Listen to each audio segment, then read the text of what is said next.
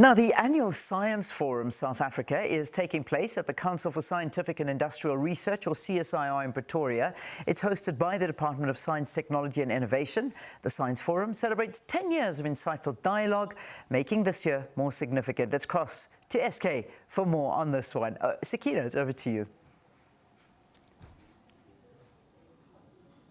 And welcome back, Leanne. Yes, of course, this place will be teeming with people later on. We've just stepped into the building, and what we will see is, of course, a lot of the innovation. We'll speak to people about the research that they've been doing since the last time we were here about a year ago.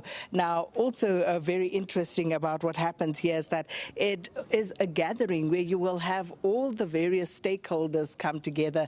You know, you'll have the policymakers, you'll have the innovators, the scientists themselves, and of course curious onlookers like you and I will also come into this space just to get a sense of what has been happening and what people have been working on.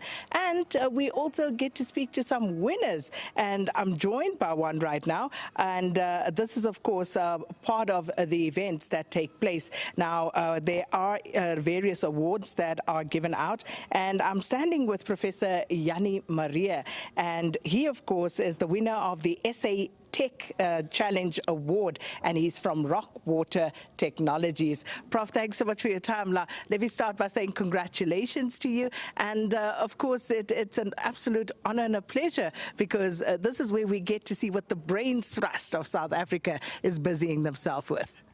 Thank you, Sakina.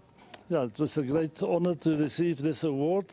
This is of much value to develop the technology that we focus on.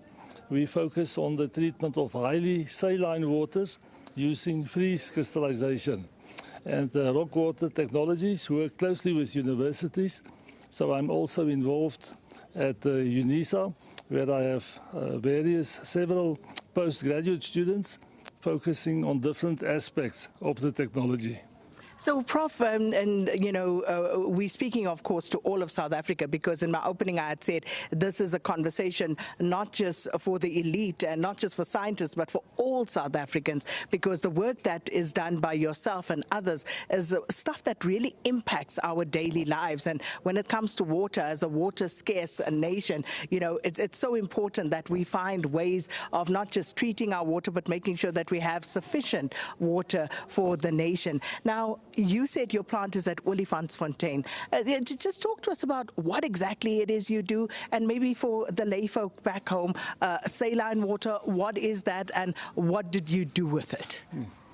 Yeah, South Africa has strict legislation when it comes to water.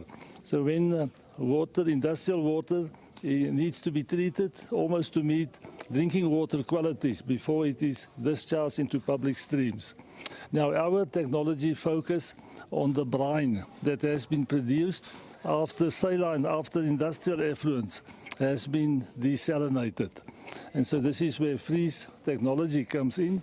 One can treat saline water, and by freezing the water, you recover clean water via ice formation, and in that way the remaining salts get more and more concentrated up to the stage where the various salts crystallize out selectively.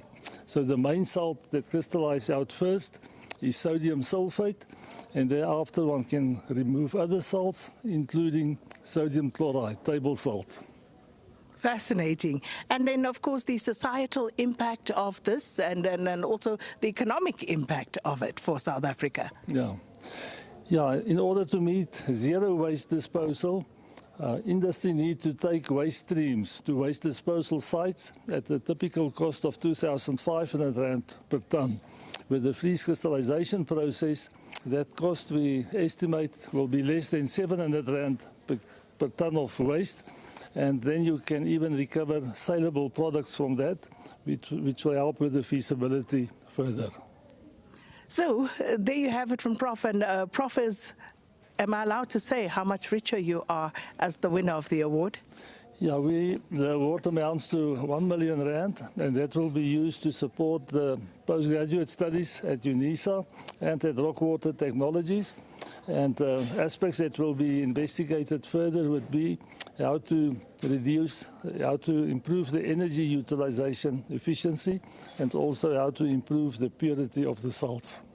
Well, there you have it, Leanne, and a million rand richer is Prof at his organization, but he's already told us where that money is going to. So you see, it does pay to innovate, and as you heard as well, what that impact will be to South African society and, of course, the economy. So much more to come here from the Science Forum SA 2025. I'm excited and can't wait to show you a little bit more about what our scientists and also our guests, international guests, have been busy with. So stay with us. We'll be back with you later. Back to you, Leanne. Yeah, fantastic, Sakina. That's wonderful. Yeah, as you say, innovation does pay, and to put a number to it, exactly 1 million. So there we go. Well done, Sakina and a guest there.